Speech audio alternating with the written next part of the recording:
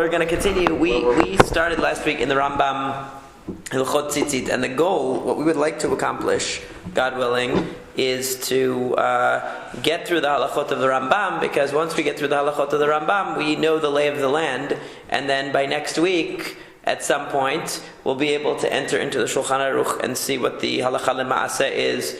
Much of it, 90% of it, is going to be exactly like the Rambam, so it won't be too complicated, although there are new cases in the Shulchan Aruch that are not going to be here. So just to very, very quickly recap, a lot of what the Rambam talked about is not going to be of immediate and urgent interest to us studying Hilkhot Tsitsit, because a lot of what he talked about was sort of the theoretical component of how many mitzvot are included here. And the Rambam's approach, as if you missed the shiur last week, you can listen to the recording of last week. The Rambam's basic approach is that there is one mitzvah. The mitzvah is to have what he calls the anaf, an extension on the garment, and this anaf is the white strings, and then there's something added to the anaf. In other words, he divides the process. He says that the white strings go on the garment. The blue string goes on the white strings. So it's really all one thing. It's all one mitzvah with two steps. Step one is to enhance the garment by putting on the white strings, and step two is to enhance the white strings by adding the blue string. And that's why he calls the mitzvah of putting on the Tsitsit, he refers to it in different terms than he refers to the mitzvah of Techelet, which he refers to as wrapping, that the purpose of the Techelet is to wrap around the white strings. And there were many implications of this. For instance, if a person doesn't have the white strings, can he still have a blue string? And the Rambam would answer to that, no.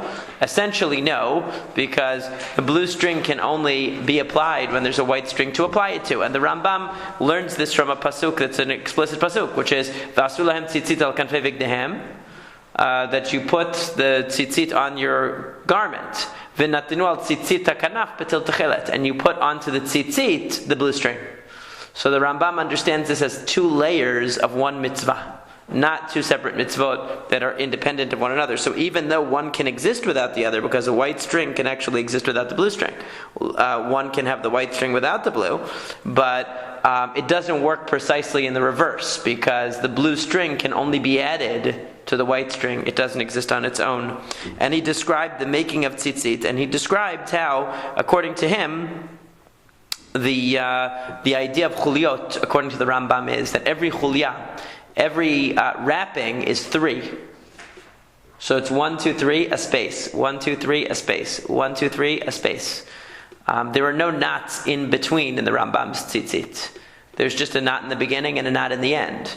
In between, it's just wrapping the blue string around 3 times and making a space. Wrapping it around 3 times and making it a space. Either 7 times or 13, somewhere between 7 and 13 times. But he says, Rabbi, he says here that the blue chelet is an optional.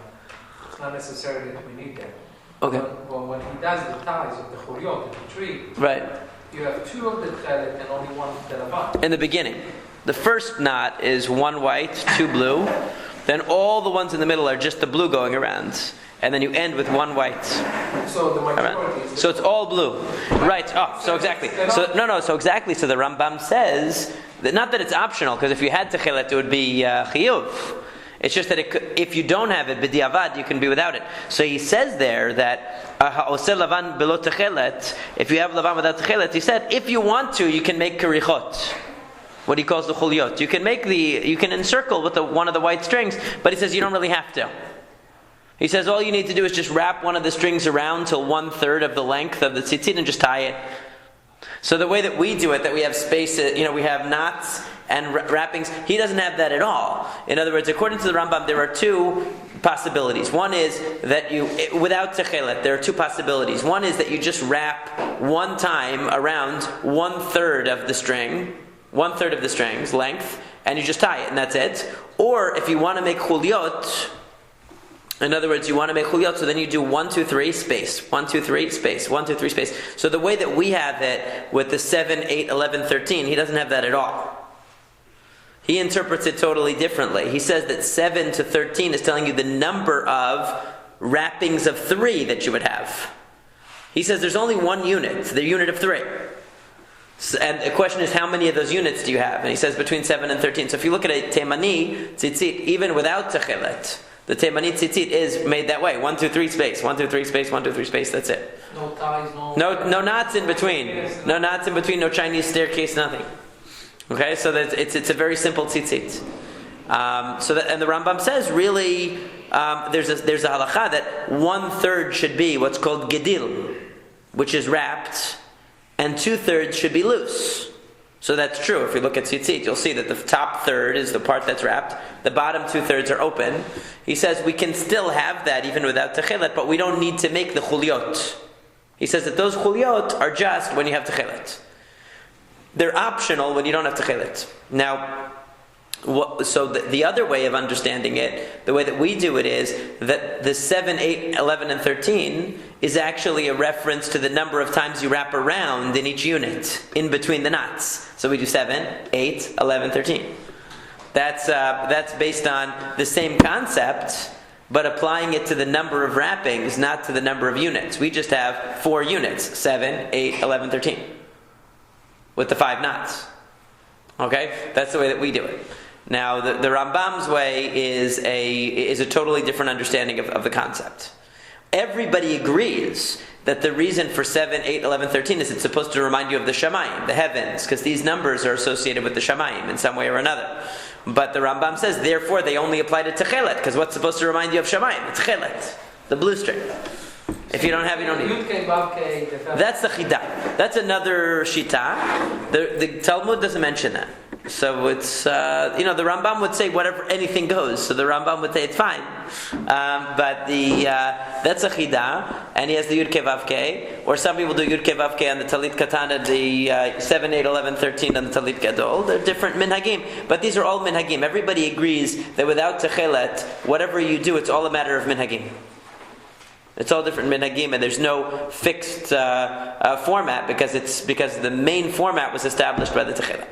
So now what we were up to was Yud Bet, Halakha Yud Bet in the first chapter. The last thing that we said was, where can you get the wool? And we said that the wool has to be derived in a normal way. You can't pick the wool that, your sheep was sitting in a bunch of thorns and left some wool behind in the thorns. You can't take that wool. You have to shear the wool in a proper way. So then in Halakha Yud Bet he says, Tsitsit she'asag ota goy. If a non-Jew were to wrap the tzitzit, so you figure you can pay somebody to wrap your tzitzit, so you pay them a whatever minimum wage, and they will tie the tzitzit. You teach them how to do it. But if they're not Jewish, it's no good. Psula shedemar daber el bnei Yisrael v'asulahem tzitzit, because it says speak to bnei Yisrael and they should make tzitzit, which means that it has to be made by a member of the Jewish people, by bnei Yisrael. Aval imasa ota Yisrael below kavana. However, if a Jew, now we're going to the second sheet or the back of the first sheet, if a Jew were to make it below kavana, without any kavana, he simply tied the tzitzit without thinking about it, kishera, it's kosher. However, tzitzit that are made from what was made before are invalid. We'll see what that means in a second. Taseh v'lo minei asui is a concept in halakha. But what the Rambam is saying here is a novelty based on what we're used to, because we're used to the halakha of Shulchan Aruch. The halakha of Shulchan Aruch is, as we're going to see when we get into it, that tzitzit requires kavana, which means it has to be done lishma. So when you tie tzitzit, you're supposed to say l'shem mitzvah tzitzit. Anybody who's ever made tzitzit is familiar with that concept. You're supposed to say l'shem mitzvah tzitzit when you tie the knots. Even if you fix your talit, for example, if the talit becomes loose and you want to tighten the knot, you're supposed to say l'shem mitzvah tzitzit when you tighten the knot. However, the Rambam does not subscribe to this idea at all. He says that the only concept is that a Yisrael has to do it. V'asulahem tzitzit, because it says daber el bnei Yisrael v'asulahem tzitzit. It says speak to bnei Yisrael and they shall make tzitzit, which means a Jew has to be the one who ties the tzitzit, not that he has to have any special kavanah. So for instance, if a person writes a mezuzah, and they write the names of God without proper kavanah, l'shem kiddushat Hashem, it's no good. Here you don't have to have there's no kiddusha. In other words, the Rambam is telling you that according to him, since there's no kiddusha in tzitzit, because it doesn't have any sanctity, if tzitzit get torn or they get ruined, you throw them in the trash. There's no kiddusha in tzitzit. So therefore the Rambam says that there's no special kavanah that goes with tzitzit, that you have to think to yourself, I'm doing this for the sake of the holiness of tzitzit, because there's no such thing. Tzitzit is actually not holy, that's why you can wear it into the bathroom. Even a talit you'd be able to wear into the bathroom, but the custom is to take off a talit when you go into the bathroom. But really, there's nothing wrong with wearing tzitzit into the bathroom. We wear a talit katan into the bathroom. Otherwise, you'd have to get undressed every time you go in the bathroom, take the talit underneath off. So there's no kiddushan. That's what the Rambam says. However, a Jew must make the tzitzit. So now Halakha Yud Gimel, he says, now he's going to explain this other idea that it can't be v'tzitzit shena'aset min ha'asui mikodem. This is a very difficult concept for people to get their heads around. It means essentially, to put it in simple terms, tzitzit cannot be created retroactively, is how I would phrase it. Okay, when you make the tzitzit, the status of tzitzit has to be the result of your direct action. You cannot indirectly produce tzitzit. And he's going to give us examples that will concretize this idea. So he says, for instance, ketzad hevi kanaf shesh batzitzit utfara lebeged. The simplest example is, you take a square piece of cloth that's this big and you tie beautiful tzitzit onto it. You take another square and you tie beautiful tzitzit onto that. You take another square and you tie beautiful tzitzit onto four corners, okay? And now you take a talit, and what do? You get chemda, because she knows how to sew, because I don't know how. And you don't know how to sew, you only know how to kippot? Okay. Yeah. So, and then you sew the corners onto the garment. So what did you do? It wasn't kanfei bigdehem. In other words, so he had the corners. He just made corners with tzitzit, like hanging on. Imagine you go into a store and you see just corners of garments with tzitzit hanging off. So you buy the corners and you can put it on any garment. That's a very nice idea, but you can't do that. That's tasev lo min ha'asui. Why? Because when you made the tzitzit, actually, it was worthless. Because it wasn't part of a beged. It wasn't part of a garment. It was just a corner. You can't have just a corner. So then how did you create the tzitzit? By attaching the corner to a garment. So retroactively it became tzitzit. In other words, when you tied it, it was nothing. You were doing nothing. It would be like when you buy peyot in the store and then you clip them on. Have you ever seen that? That doesn't work. If it didn't grow out, then it's no good. So it has to be that it is attached, you make it on the beged. If you have a separate garment and you attach the corners, that's not good. That's tasev lo min ha'asui. What's a classic case that many people are familiar with of tasev lo min ha'asui that people know about is you can't put the roof of the sukkah on and then the walls. That's a classic case. Because why? Because you didn't have a structure and you made the sukkah by putting walls up, when really you're supposed to make a sukkah by putting the roof on. That's the classic case that many people are familiar with. So then he says, so what happens? Even if you had a really large corner, it's 1 amah by 1 amah, it's a big piece. But you hung the tzitzit not on a garment, you hung it on a corner. It has to be hung on a garment. It's a location of the garment, the corner. It's not a separate thing. Like they have muffin tops as a separate thing, that doesn't work. It has to be part of the garment. Now, he says, Va'asulam tzitzit v'lo min ha'asui. It has to be that you make tzitzit not min ha'asui, not something that was already made. In other words, that you tied the tzitzit and then you affix the corner to the garment. That's backwards. You're supposed to affix the tzitzit to the garment. Now he says, Sharei ze domeh lemi shenaset me'ela. It's as if it came into being by itself. Because you had these strings already, which had no significance when they were dangling on that corner. They had no significance. And then retroactively, because you attached it, it became significant. That is called, that's not the way to do it.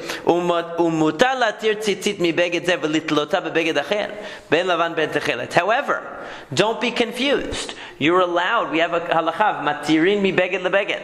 You're allowed to untie tzitzit from one garment and attach them to another garment. You are indeed allowed to do that. Why are you allowed to do that? Because when you made the tzitzit the first time, they were perfectly legitimate. You made it on a garment. Now you want to remove those tzitzit and you want to affix them to another garment. That's no problem. You don't have to even untie them. You can attach it now to the other garment and there's no problem because you're attaching it directly to the garment.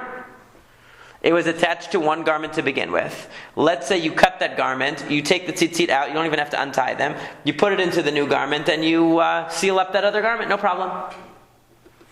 You're allowed to do that, you can transfer. Because those tzitzit were put on the first garment correctly, and they were put on the second garment correctly. Okay, so there's no problem. Yes? So you cut the garment, you take the tzitzit. You could take the tzitzit off and put it on. How did you adjust it to the other garment without... If he already has the... Well, it has a loop, so you slide it in, and I guess You cut the corner with the tzitzit. Oh, then cut the new corner of the new one and then sew it back? You can sew it to it. You can sew it into another one. In other words, as long as it was originally when it was placed on there, it was good. Now you can place it on another garment, then it's no problem. You have to remove it from garment number 1 and put it onto garment number 2, and then sew up garment number 2. Let's say so the tzitzit stay. So let's say there was a hole in there that allowed you to slide it in. That's okay. You're just not allowed to... Now, the normal way of doing it, obviously, would be to untie the tzitzit completely and retie them on the new garment. That would be the normal way. But in theory, even if you didn't do that, as long as the first garment that it was affixed to, it was affixed normally. The second garment, you didn't affix it to a corner and put a corner on the new garment. The new garment had a corner already. You put it on there directly. It's no problem. Okay, don't be confused between the two cases, because in that case you're directly taking tzitzit and attaching them and hanging them on the garment. In the first case, you hung them on just a corner, and then you attach the corner to the garment. That you're not allowed to do. Now he says in the next case, Yudalad talachutin ben shte knafayim mizolazo. Let's say you said to yourself, I'm going to get 2 really, really big strings, of tzitzit. I'm going to get one really, really big set of 4 strings and put them through 2 of the corners. And I'm going to tie one in one corner, tie one in the other corner, and then cut them in the middle where they meet. Okay, in other words, they meet in the middle, but you don't want to. You did it in such a way that you were able to tie it in one corner, tie it in the other corner, and only then cut them and make them separate. So doing that, he says, it would be very difficult to do that, by the way. That would not be easy. And that's probably why nobody would really think to do that. But in theory, if one were to do that, so what you were able somehow to tie each one according to the proper way, even though they're still attached to each other at the other end, which is what would make it so difficult, but they're attached to the other end. So he says, that's no good. You can't do that. Why not? Because again, the same concept. When you tied them into their respective corners, they were invalid.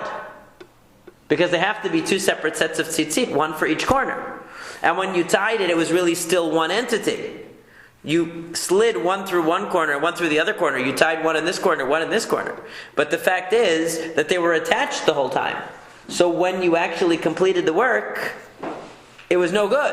And then how did you make it good? Not by tying, by cutting. So that's again retroactively making it good. Retroactive is no good. The action that makes it good has to be the hanging and tying of the tzitzit. It cannot be the cutting, the removal of an obstacle cannot be what renders it tzitzit retroactively. So it's the same concept again. And then he says, because the 2 corners were connected to each other.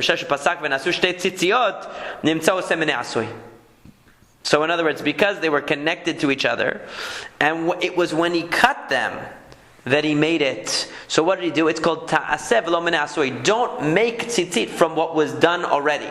And in that case, it was done already because you did all the tying. And then what did you do? You removed an obstacle by cutting the connection between the 2. Boom! Now you have 2 sets of tzitzit. Look at that. You're not allowed to do it. It's like if you fold, people do that sometimes. They'll fold something many times and then they cut it one time. You get multiple copies. You're not allowed to do that when it comes to tzitzit. So hitil tzitzit al tzitzit. So now we have another case. Let's say a person says, my tzitzit are getting old. I want to put a new tzitzit into the same, I have a beautiful talit, but I want to put new tzitzit in, and I'm just imagining this as a scenario. So let's say he wants to do this, but he doesn't want to remove the first ones because he says, maybe I'm going to mess up. Whatever. So he decides to leave the original ones. So imagine a person takes a talit, and they're tying tzitzit into the garment with tzitzit already there. The original tzitzit are already there, but they're wearing out, let's say. So im nitkaven levatel et rishona. If the original, so what are you going to say? You're going to say, well, wait a second. What's the problem here? The problem is that you're making tzitzit. What you just told me that you cannot retroactively make tzitzit. Correct? So you can't put tzitzit in both corners at the same time when it's all really one set of strings and then cut them. That's no good. You have to cut them first, then tie. So wait a second. If I have a talit and I'm tying tzitzit into corner A, but there's already tzitzit in corner A. So what I'm doing right now is actually worthless. because there's already tzitzit in there.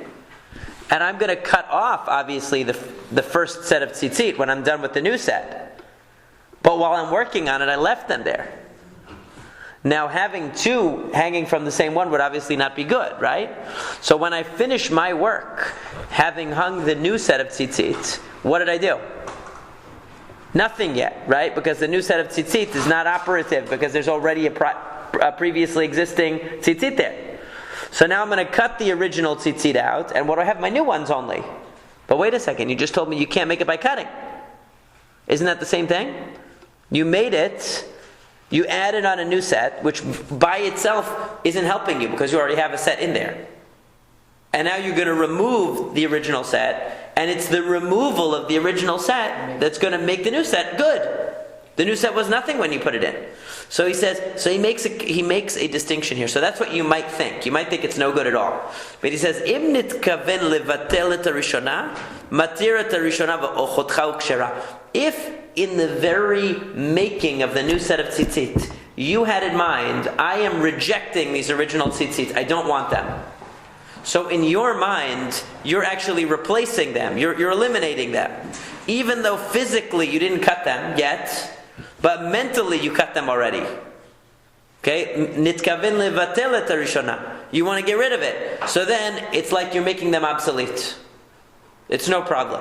Ve'im nitkaven lohosif. The only problem is if you said to yourself, you know what? The more the merrier. I want to have 2 sets of tzitzit in each corner. I want to have 8 sets in total instead of 4. So it's nitkaven lohosif. You want it to add. So then, now obviously one is not allowed to have 2 sets of tzitzit in each corner. That's called bal tosif. It's called you're not allowed to add on to the mitzvot. So if you were actually to wear a talit that had 2 sets of tzitzit in each one of the 4 corners for a total of 8, it would be completely invalid. Because you're mosif, you're adding on to the mitzvah. Just like if you decided, you know what, there were 4 parashiot in each box of tefillin, but I personally really like a certain other parasha, so I'm going to put a 5th one in because I really like it. It's my favorite parasha. I like V'ata Yisrael Ma'ashem Elohecha Shoel Meimach or something. Some famous thing. I'm going to put that in.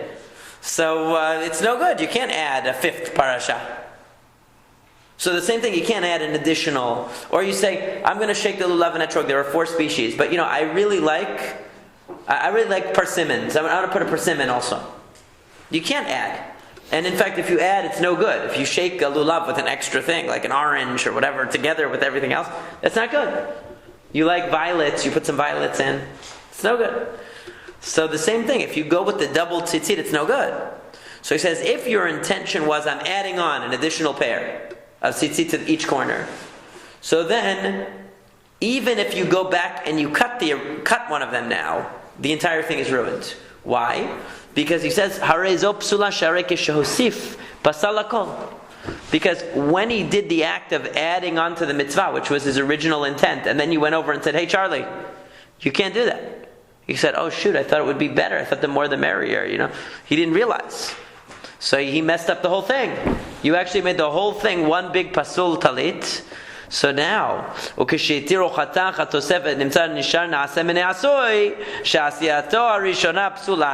now you're back to the drawing board. Why? Because when you added on the second pair of tzitzit to the same corner, you thought you were you were extra religious. Everyone else has only 1, I have 2. Okay, you thought you were better. So you added, then somebody comes over and says, listen, this is what happens with the Balei Tshuva. They always think they're going to be more religious than everybody. They put extra everything. And somebody who knows better comes and says, you can't put the extra. So now he has to cut one. So he says, okay, so no problem. I'll cut one of them and I'll leave one and I'll have one. He says, no, because when you added, you created a new entity. In other words, your act of adding, pasala takol, you made the whole thing invalid. Because you created a new entity of a double on purpose. So now that you created a new entity of double, you cannot make it kasher by cutting one of them. Because now we're back to the same problem. That cutting one cannot be what makes the tzitzit. And the way you did it now, you made it that cutting it is what's going to make it kasher. That's no good. So in the first case, since your original intention was, I'm not adding this, I'm going to remove the other one, I'm mivatel, I'm canceling out the other one, and I only want the new one that I'm putting on. So that was your intent from the beginning. So you never created anything pasul. You never created anything invalid. The tzitzit you put on were fine because your intent was to remove the other ones. But when your intent was to add, you created a new entity. You wanted to combine the two. So therefore, when now you're going to make it kasher by removing it, you can't make kasher by removing. So it's actually the intent that makes the intent makes it in this case. Because there's nothing intrinsic to your action that is wrong in the tying of the tzitzit. You tied it correctly, you tied it to the garment. The only problem was there was another one there. But your intent was, I want to get rid of that one. So you were planning on getting rid of it, you were putting a new one in. So in your mind, you were canceling out the other one. And you were planning to remove it. So the performance you did was fine in and of itself. It was a replacement performance, not an addition performance. That's the way the Rambam says. So, but you could see why it could be confused with the other case. There's a limit on the intent. Let's say, for instance, you put the tzitzit and then you say, well, I'm going to cut it. Comes next week, you use it, somebody tells you. No, if that was your intent, so you just forgot to actually cut it, you need to cut it. You need to cut it before you wear it, but it wouldn't invalidate it because your intent was to get rid of it. So you didn't combine your new tzitzit with the previous one. That's the point. The previous one, you had nullified it in your mind. So it says, V'chena matil levalat shalosh. Here's another case. Let's say you have a 3-cornered garment. 3 corners, not 4. Now, a talit has to have 4. You have a 3-cornered garment, and you put 4 tzitzit in there, and then you cut the 4th corner. So imagine it was like, it had 1, 2, 3 corners, and it was rounded at the edge. But you hung the tzitzit on all 4. So now, and then you squared the end. Because it has to be 4 corners, so you have to square it. So then you come and you square it. So now what did you do? When you hung the tzitzit, was it valid? Definitely not. It wasn't valid when you hung it. So how did you make a talit? Made a talit by cutting out material. That's no good? Okay, so that's why he says.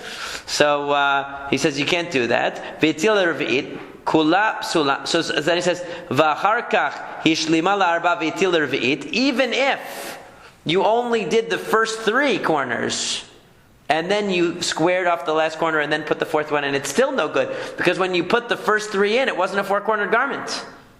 So the hanging of the first 4, it's the same as hanging it on a corner and then adding it to a garment. Because what you hung it on wasn't actually something that could have tzitzit. And then you made it into something that could have tzitzit retroactively by squaring that corner. Also, a pentagon, you have the same problem. Well, that's different. We're going to see a pentagon. He's going to talk about that later. That actually is good. More than 4 is good. More than 4 corners you can have. But you only put 4 tzitziot. But more than 4 you still would have. If you had a 5-cornered garment. 5 tzitziot on the pentagon. 5 is no good. Yeah, 5 is no good. Yeah. If you have a garment with more than 4 corners, the 4 corners are high. You still have a 4 tzitzit, you just don't have a 5th one. Okay, yeah. So you don't have, so any... You'll never have 5 tzitziot, but 5 corners would be fine. Okay, so regardless of how many, so just theoretically... So in other words, for example, let's say you took your talit and you cut one of the ends of it and it made 2 corners out of 1. So it would still be a talit. It's the fact that it's 5 corners. Minimum of 4. Not specifically right. only 4. It's minimum of 4. Yeah, the Talmud says because that's it. Anything more than 4, it's already past the limit. So it's a minimum. It's a minimum. Okay. Yeah. So now he says en koflin et talit l'shnayim. Here's another trick that you might think that it's really bright to do. Fold your talit in half. Say, listen, I went to the store and I bought extra large. I didn't realize, how big it was going to be. How this happens to you? You say, well, I'm going to fold it. I need to fold it in half because it's too big for me, this talit, and I don't want to go back to the store and return it.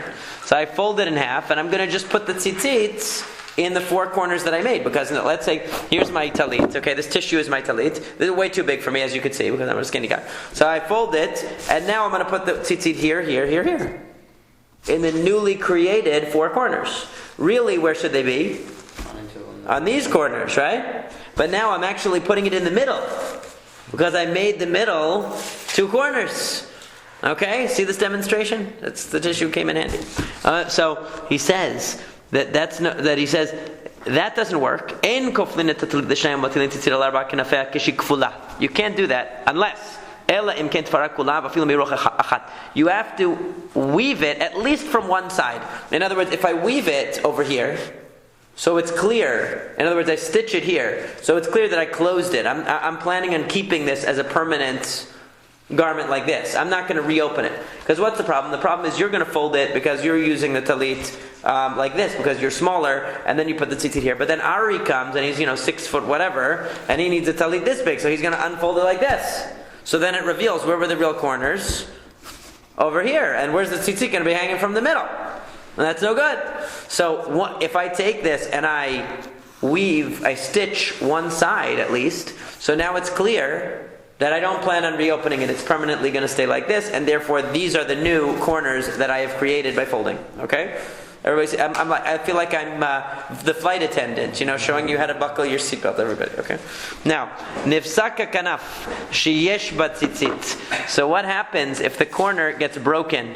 It has tzitzit, you have a beautiful talit, and the corner gets torn. So what should you do? So he says, chutz l'shalosh etzbaot tofra bimkoma. If it's outside of 3 finger breadths, and as we learned earlier, that's the distance from the edge. In other words, again, if I'm using this as my garment, so within 3 finger breadths of the edge is where the tzitzit are supposed to be placed. If you could place them further than that, then how is it the corner anymore? So the measurement of what's considered the corner is within 3. It's actually thumbs, 3 thumbs widths from the edge. That's how we measure it. That it's still in the corner. If we didn't have a measurement for that, obviously there wouldn't be a limit. It would be confusing. So that's the limit. So if it's in the area, if it gets torn in the area where tzitzit could actually be made, you're not allowed to tie it now. You're not allowed to stitch it. Okay? And the reason that the Talmud gives, he doesn't explain why here, but the reason is because of a concern that people will confuse one way or another the string of tefirah with the strings of the tzitzit. Okay, we're concerned that the string that you use to sew it will be confused with the strings of the tzitzit because you're sewing right next to the actual place where the tzitzit would be. So we don't want any other sewing going on in the corner, basically. However, if it's outside of that area, it would be okay. Nitmata zavit shel habeged sheben chutei tzitzit uben sof ha'areg afilu lo nishar min ha'areg ela kol shu kshera. Now, we learned already that, I skipped a part of it, but so we got that though. The idea is if it's outside of 3 fingers, you can stitch it. If it's inside, if it's within 3 fingers of the end, you shouldn't do any other stitching there, just leave it be. Now what happens if, let's say this is your tzitzit are not hanging off the very edge of the garment, of course, they're somewhat within. So you make a space in and inside the space. Now what happens if it wears away? And over years of use, the edge of this talit has become it's sort of like my hairline, it used to be here. It migrates. Yeah, and it migrates. So, eventually your tzitzit is like all the way on the edge because the seam has worn down over time, and now the tzitzit are practically jutting out on the end of the garment. So he says that's no problem, even though you're not supposed to do it that way. L'chatchila, you're supposed to have it in, it's supposed to be further in, as the Rambam explained. In Halakha Vav, he said that you're supposed to be within the 1 thumb and 3 fingers of the edge. But let's say it's so close to the edge because it wore out. He says that's not a problem. As long as there's a tiny bit there, it's fine. And what happens if the tzitzit themselves get cut? Very classic. This happens to everybody. Happens to everybody because they snap, they break. They're not meant to. Nothing is meant to last. Nothing's meant to last forever. So the tzitzit, they wear down, and they break, and they get torn, and for various reasons. So he says, "Afilu lo nishtayer mehen ela kedei aniva kshera." Even if all you have left is kedei aniva. Kedei aniva basically means that you could wrap it around and make a loop. Okay. That's all you need for it to be kshera. Now the Shulchan Aruch is going to have a very different take on this. The Rambam has the most lenient reading of the Talmudic passage, which is the Sephardic original reading, but the Shulchan Aruch ends up taking the more stringent position, as we're going to see when we get there. So he says, "Vim nifsaka chut me'ikaro." The problem is if the chut is nifsak me'ikaro, which means that it broke from its source. So then, afilu chut echad pesula. Even one will be no good. Now, what does he mean by chut? What he means here is inside. Now, if you imagine in the tzitzit itself, let me get a talit. I'll show you what I mean. If Me'ikaro means, now this doesn't look anything like what the Rambam's tzitzit would look like, but that's okay. What I showed you last week was what the Rambam's would look like.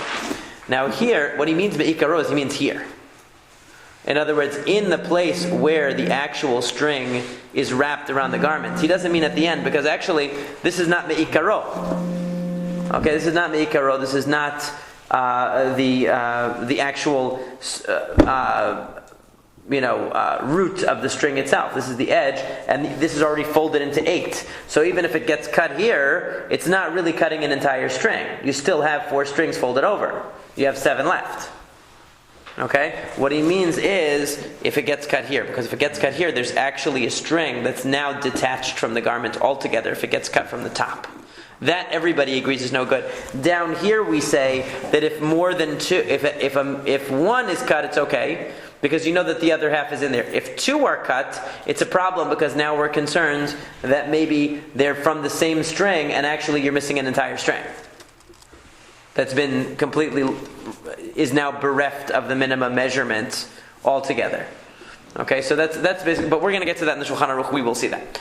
But what the Rambam says is, if it's me'ikaro, chut echad me'ikaro, which would seem to mean that from the part where it comes, where it's attached to the garment, not from the part that hangs down. And that concludes the Rambam's Hilkhot Tsitsit insofar as the making of Tsitsit is concerned. The 3 parakim of the Rambam are as follows. The first parak, he deals with the making of Tsitsit and all the halachot that we learned about in this. And the Rambam is exceedingly categorical, as we know. So, and very precise and very into classification. So if we were to classify it, we would say that the first parak is really about the making of Tsitsit, and all the halachot that came under it were about the making of Tsitsit. Who can make them? How do you make them? When do they need to be remade or replaced? What's considered a valid Tsitsit b'diavad if it got torn, etc. The second parak deals pretty much entirely with techelet, with the blue string. The third parak is going to deal with with the actual mitzvah of wearing tzitzit. So we're going to very quickly do that. For the sake of comprehensiveness, we are going to go through the parak of techelet. It's a short one. It's only 8 halachot, and they're relatively easy to understand. And then we'll find that most of the halachot that are really practical, since most of us don't make tzitzit, are going to be found in the third parak. Although the halakha about when the tzitzit becomes torn is practical. So he says, So he says that the techelet, which was mentioned in the Torah, is always talking about wool, first of all. Techelet is always wool. Remember we learned earlier that the white strings can be any color, and they can really be any kind of material. It's not specific. It's specific to the garment. They should match the garment to which they are being affixed, generally. But techelet is always wool, and it's always blue. So he says it's like the patuch shebakochal, which was a certain type of eyeliner that they would use, that was a dark kind of blue color, apparently. He says, "V'zohi dimuta rakia hanir'et la'ayin b'te'arolet shel rakia." This is the appearance of the heavens that's seen by the eye when the heavens are clear, which would seem to me when there are no clouds. In other words, on this bluest blue day, that's what it looks like.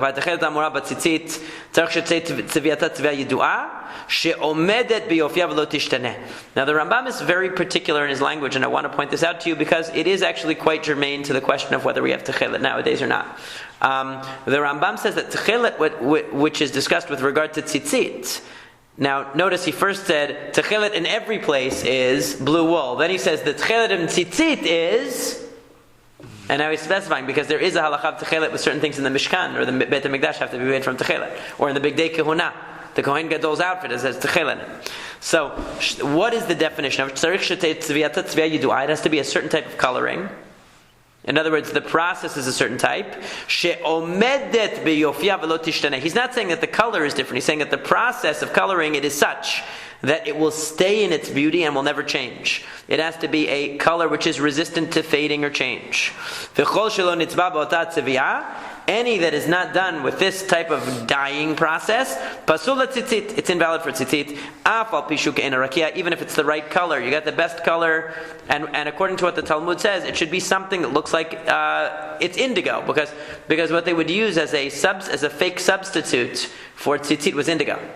They would use the dye of the indigo plant as a fake Techelet, the people who tried to sell you, like, the people who tried to sell you fake watches or fake leather or whatever. So and it looks just like the brand name, but there's one letter different or something like that. So it happens to be that indigo plants were the ones. It's called kala ilan in the Talmud. This was a plant that produced a color that was indistinguishable to the naked eye from tzitzit, the tzitzit color of techelet. And so lots of fraudulent people would try to sell this. Nowadays they would be selling it on the internet at all kinds of different websites, trying to get you to buy it because it looks exactly the same. But there were tests that they had to distinguish between the two if you were not sure if you had the authentic kind. So anyway, he says, he talks about different plant origin, or b'shar mashchirin, or any other kind of darkening agent that could create this color. Harize pasula tzitzit, it's no good. V'rachel bat ez tamra pasula tzitzit, and he says similarly that the wool of a sheep whose father was a goat. How could you have that? Well, obviously they had a bad shidduch. The goat married a sheep, and they made a sheep baby. So what he's saying is that it can't. So since it has to be wool, so there's a halakha of wool here that the wool has to be from it can't be an interbred wool. So this it happens to be that they had this marriage between a goat and a sheep, and it produced a sheep that had wool, but that's no good. It has to be a purebred sheep for the wool to be kasher. But what did the Rambam not mention in this first halakha? It's pishtan. Well, that's for sure not, because it can't be. It has to be wool. Techelet has to be wool. But what did he not mention that one would think he would mention immediately?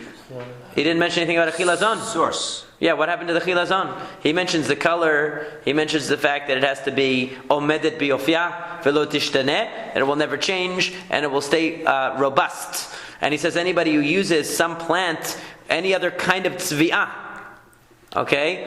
He says anybody uses shara mashchirin, any other kind of coloring. But what is he talking about? Any other kind than what? He didn't say that it had to be from a chilazon yet, and he's already telling you that you can't use any other kind. So what's the original kind? All he mentioned was it has to be a way of dyeing it that the color doesn't change. Okay, so that's an interesting problem. So let's see what he says. So what is this methodology of dyeing the tzitzit to make it tchelet? First of all, you take the wool and you soak it in lime, which apparently made it readied it to absorb dye. So that was something that they did. And then they clean it very well. They clean it so it's nice and clean. And then they would take aloe or some other kind of natural oil, and they would soak it in that, because apparently, again, and they would heat it, actually. They would boil it in that, because again, that was something that would enable the wool to absorb dye very well. As he says, just like the tzaba'inosin. So that means that they would do according to the way people dyed clothing back then. So now he mentions, now we bring the blood of the chilazon. Interesting, he didn't mention it before in the first halakha where he talked about all the main things. This is a fish that looks just like the sea, and its blood is black. You can find it in the Yam HaMelach. They put the blood into a pot. And they would add to it whatever additives were necessary to make it dye properly. And then they would finally put the wool in eventually after they boiled it up. They would put the wool in order that it get the color. This is the form of the techelet of the tzitzit. So the Rambam tells us that the way that it's done is they would add all kinds of different chemicals in, as well as the dam chilazon, the blood of this chilazon, which he says is black, and which is correct, which according to the chilazon that they have today, that is widely claimed to be the real chilazon, its blood is black, but when it's exposed to the sun, it becomes blue. So it's very interesting, yeah. So it's a very interesting thing. So the techelet shel tzitzit tzrichat tzvi'ah lishma. So unlike what the Rambam said about tzitzit itself, he said it doesn't require kavanah. The person can just dye it. But the tzvi'ah, the dyeing of the wool, must be the shma, which means you can't just go to your local store and have them dye it. It has to be dyed with intent for the mitzvah. V'im tziva'ah shelo lishma, if it's done shelo lishma, not for the purpose of the mitzvah pesula, invalid. Va'yorash yesh ba'et tzeva. So here's a problem. So not only can the color not only does the color have to be put into the garment lishma, it has to be done with proper intent. It cannot be used, when you have that dye in that big pot, imagine a cauldron of dye. So you cannot use the dye in there for anything else. So we have a problem. You want to test the dye to see if it cooked right. How are you going to test it? If you put a test piece in, you're going to invalidate it, because it can't be used for anything but the actual mitzvah. So what did they do? He's going to explain. So he says, if you use it to test, you just invalidated the entire cauldron. So what do? You take a little dish of the dye in another bowl out of the cauldron, and you take a testing cloth of wool to see if it makes the right color. Then you burn that piece of wool because it can't be used for the mitzvah, and you don't want to get it confused with one that was actually dyed for the mitzvah. The only reason you dyed it was to test the color. And you have to spill out that bit that's in the bowl because it's no good because it was used for testing. Because you used it and you invalidated it. And then you used what's in the cauldron that wasn't ruined. So this is the procedure as how they had to do it. So now we're going to see another interesting halakha that I want you to pay really, really close attention, and I want you to keep in mind, what importance does the Rambam assign to the chilazon, and is the importance that the Rambam assigns to the chilazon the same as what everybody else seems to think? Just keep that in mind. So Halakha Dalet says, "Hatechelet ena nilkachat ela min mumche." You can only buy techelet from a professional. Don't buy it off the street. You know, those guys that sell it together with the other hot items that are laid out on a blanket on New York City streets. Please do not buy your techelet from those people that have the bootlegged CDs and DVDs. You can't do that. You have to buy it from a professional. Because how do you know that he dyed that wool lishma? Wait a second. Is that the only thing you would worry about if you bought techelet from a guy on the street? How do you know what he dyed it with? That's not a problem. What, you trust this? You trust the crook that he used the right kind of dye, but you don't trust the crook that he did a lishma. Why? Okay, something to think about. And even if you buy it from a professional, still, he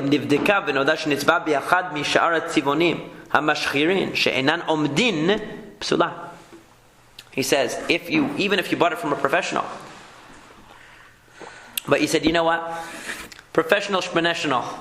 I want to test if it really is good.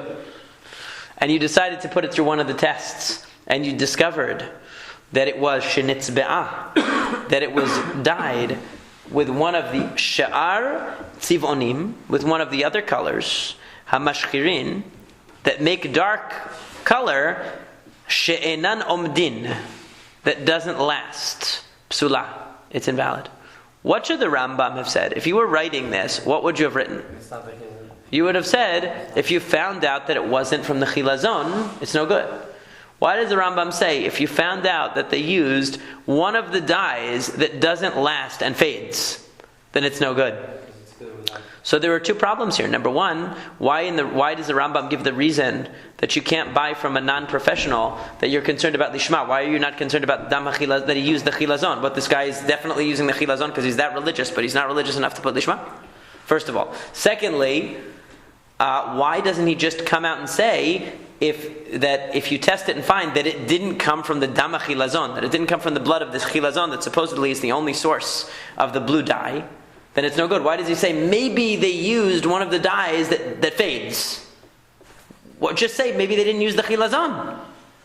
So what do you see from this? He doesn't require the Rambam, right? Exactly. That the Rambam says that the chilazon is not what everybody thinks. According to the Rambam, the chilazon is not halakha l'Moshe Misen. It has to be a chilazon. According to the Rambam, the chilazon was the only dye available to the people that made the right color and didn't fade. So therefore, lu yatzur, as they say, if it could be, okay, that there would be such a thing as another dye that was equally resistant to fading and made the right color, fine, the Rambam didn't have a problem. He's telling you what's the way to make it. So in the first halakha he says it can't fade, it has to stay beautiful. And in the second halakha he says, so what's the way that they did it? They did it with the dam achilazon. But when he describes what would be invalid, he doesn't say anything that's not the chilazon, like most people think. He says anything that fades is no good. But if there's another dye that doesn't fade and that produces the right color, kol hakavod. So what's the problem then, according to the Rambam, with the plant-based dyes, or like kala ilan, the indigo plant? It fades. Haven't you ever seen Levi's jeans? They're faded. I paid more for them. They paid more for the faded ones. The torn ones are even more expensive. Yeah. It's like, and then it's like when people buy distressed furniture, right? Yeah. It's like, how about furniture that doesn't have scratches on it? I always said the reason why they call it distressed is because I'm distressed. I paid extra for something that's already ruined.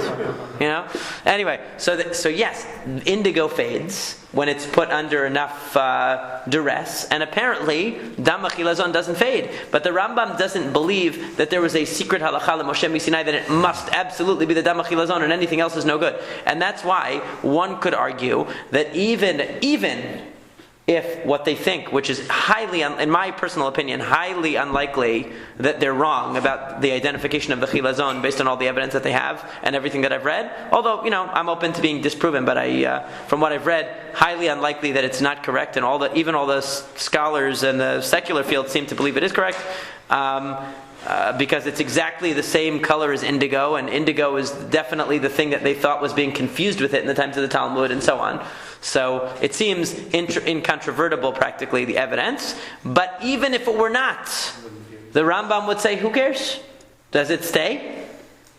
Does it make the right color? He only cares to the color and it stays, that's it. It looks like it's supposed to look like. It looks like it and it's not going to fade. So don't use indigo because it's going to fade. You put it in too much bleach or whatever, it's going to fade. This is not going to fade. So that's why the Rambam would say for sure that the one that they have today is good, because the Rambam would say that even if it's from the wrong animal, it definitely doesn't fade. I can testify to that because it doesn't come out. It doesn't fade. All right. So now let's just try to take a couple more halachot. Wait, what time is it? Do we have to stop? We have 2 more minutes. So now he says, Ketzad bodkinota. Now you want to know what kind of rigorous testing. You think that they have rigorous chemical testing today? Look at the rigorous testing they did for techelet. What serious business here? So how do you know if it was dyed properly or not? In other words, if it was dyed in a way that's not going to fade, correct? He doesn't say, how do you know if it was from the chilazon or not? Because he doesn't know that. It would seem not. Lokhina teven, you take a mixture. First you have to make the witch's brew, which was what you make. So you take some teven, some straw. Virirshe lishablul, and you take the excreted liquid of a snail, of a slug. You know that really nasty stuff? Okay. Umeraglaim, and urine. So far we have 2 out of these 3 ingredients are things I would never want to handle to begin with. The only thing I like so far is the straw. The other 2 things I really don't want to have anything to do with. But if you really want to test it, you got to take these 3 things. And it can't just be urine, but it has to be urine that was left for 40 days. So this is not good. This is lab testing at its best. Okay. And what do? And so you have to soak the techelet for 24 hours in this. Now, who's going to want to wear this after they've soaked it in this lovely mixture for 24 hours? That's another question. But, and anyway, so if it doesn't fade, after that type of treatment, it's good. And even if it faded, wait, it still might be good. It still might be good. You take barley dough.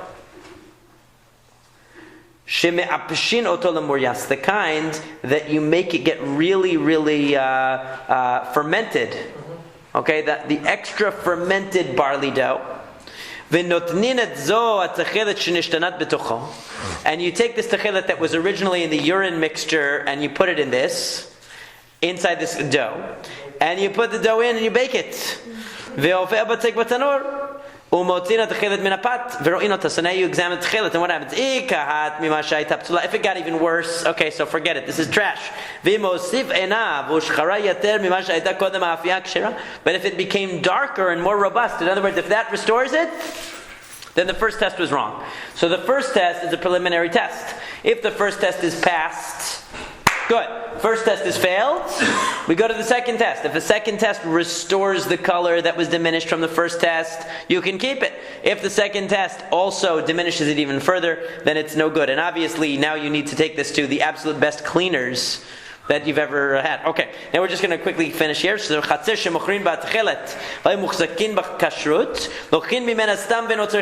you have a store that has a chezkat kashrut, it has a reputation for selling proper techelet, you don't have to test every specimen that you purchase. You can rely on them. Otherwise, nobody would ever want to buy techelet ever, because they would have to do this complicated test every time. So, and you don't have to doubt the store unless there comes up some situation that the people question, a reason for questioning it. Hamafkid techelet etzel hagoy. If you leave techelet with a non-Jew, harezo psula shem hechlifa. You have to be worried. Maybe he took that techelet and he switched it. This does not mean if you gave him your talit that has techelet wrapped in a tzitzit. We don't think that he took that and he switched it. He doesn't know how to do that. We're talking about techelet, just the pure dyed wool.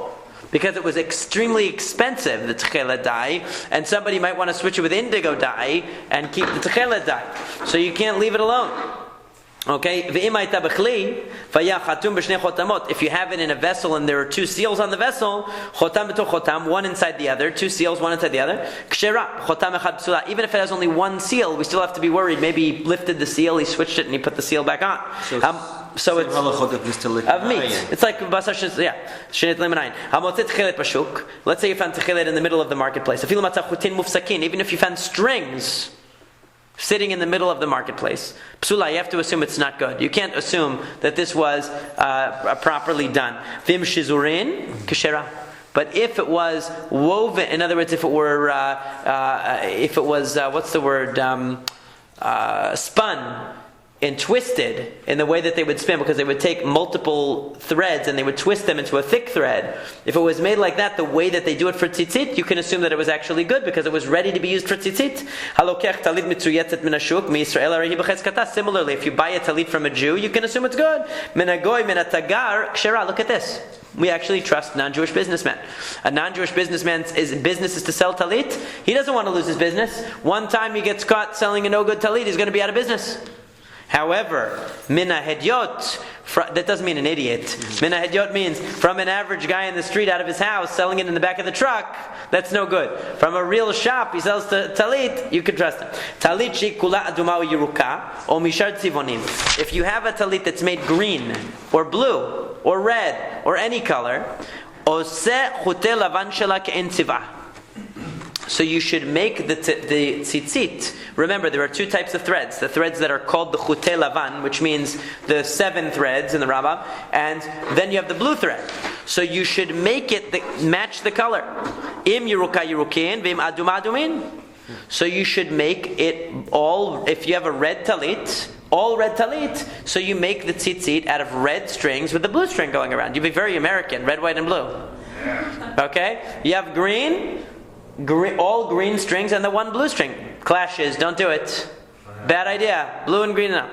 So, but he's being your fashion consultant. He's saying, listen, we said already in the beginning that the tzitzit, those basic threads are supposed to look like an extension from the primary garment. How do they look like an extension? They're supposed to be made from the same material, and they're supposed to be the same color. They should match. So now he says, what do you do then? We have Korach. Korach comes with his all techelet talit. So what do we do now? We're going to do all techelet tzitzit, 100% techelet. So what should you do? Which means it's a wool talit that's all blue. So he says, Ose lavan shela mishar tzivonim chutz min hashachor mipnei shu nirat katechelet. That you can make the other strings anything you want except for black, because it looks too close to techelet if it's black. It'll look like it's the same. So he says basically, you should use any color, because we're not going to use all techelet strings. So use any other color and wrap techelet around it, and that's the way it should be done. Last halakha, kashe onesh mi sheino maniach lavan yater me'onesh mi sheoniach techelet, that the person who doesn't have white strings on their garment is considered more of a sinner than one who doesn't have the blue string.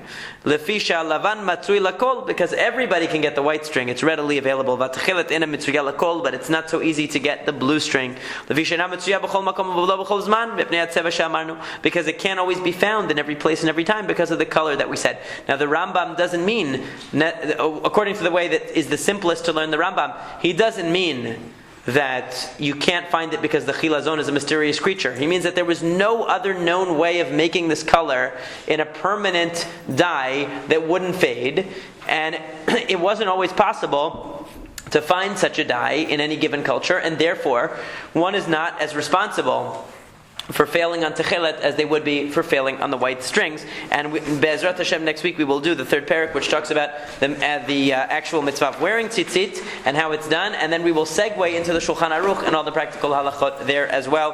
Have a great day, and thank you.